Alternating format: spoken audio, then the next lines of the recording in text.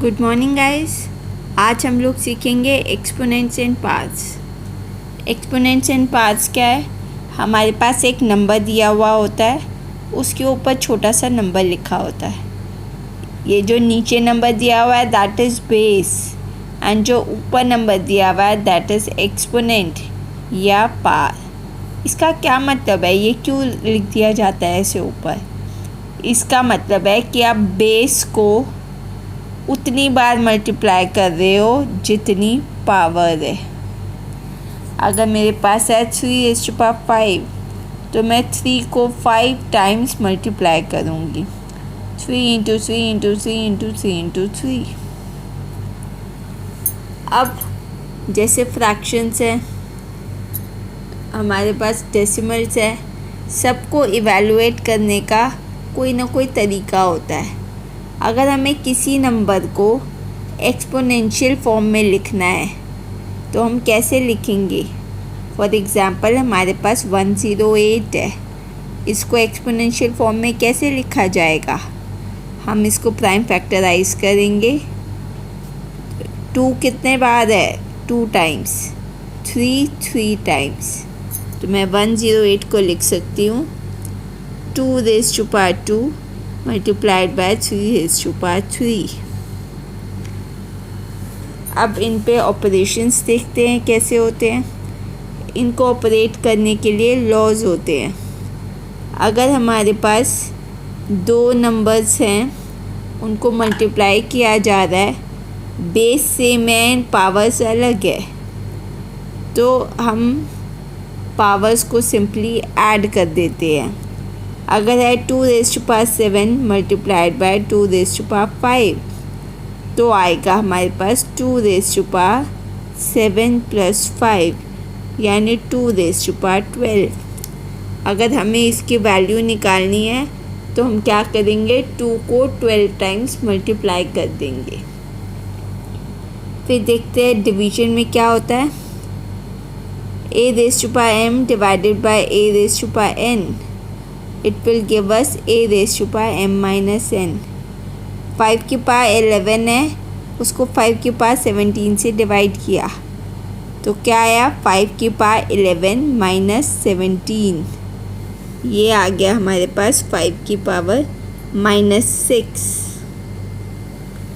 Next law है, अगर हमें ऐसे दिया हुआ है, बेस दिया है, उसकी पावर दिया है, उसको ब्रैकेट में रख के एक्सपोनेंट में ही हमें एक और नंबर दिया है तो हम एक्सपोनेंट्स को मल्टीप्लाई कर देते हैं। अगर है 2⁵2 इन ब्रैकेट एक्सपोनेंट में ही 5 तो ये हो जाएगा 2⁻10। नेक्स्ट लॉ देखते हैं। अगर अब हमारे पास बेस सेम नहीं है, एक्सपोनेंट सेम है, तो हम बेस को मल्टीप्लाई कर देते हैं और एक्सपोनेंट को ब्रैकेट के बाहर लगा देते हैं। a⁻m × b⁻m, it will give us ab⁻m। अगर 2 की पावर 5 है, 3 की पावर भी 5 है, तो ये हमें क्या देखा? 2 × 3⁵5 यानी 6⁵5।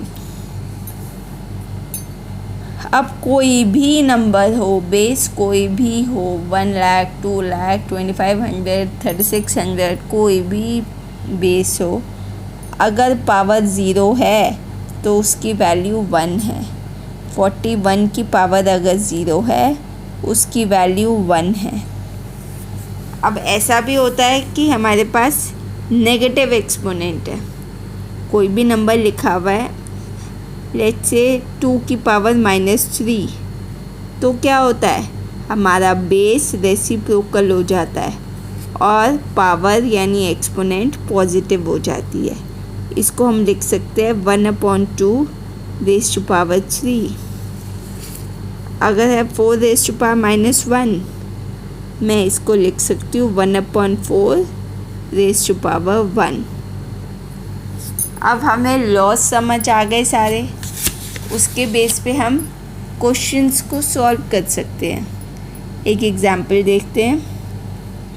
105 multiplied by 81x, 20 multiplied by 6x की पावर 5। तो क्या होगा, सबसे पहले हम इसे प्राइम फैक्टराइज कर लेते हैं, एक्सपोनेंशियल फॉर्म में लिख देते हैं। देखिए हमने प्राइम फैक्टराइज किया, 105 को, 81 को, 6 को, 20 को, सारे नंबर्स प्राइम फैक्टराइज हो गए।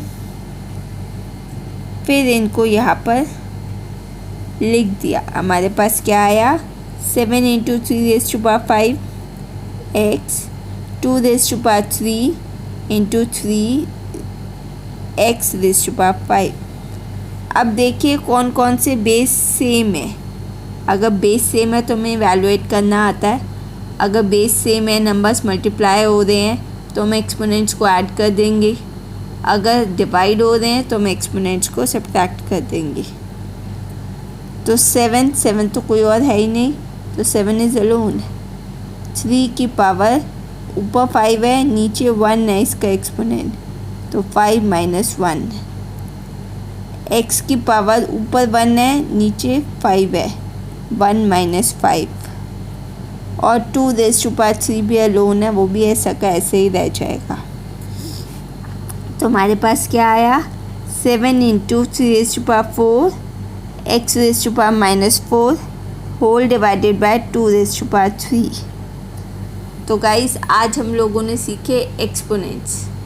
अगर आपको ये लेक्चर पसंद आया तो प्लीज़ लाइक एंड सब्सक्राइब कीजिए।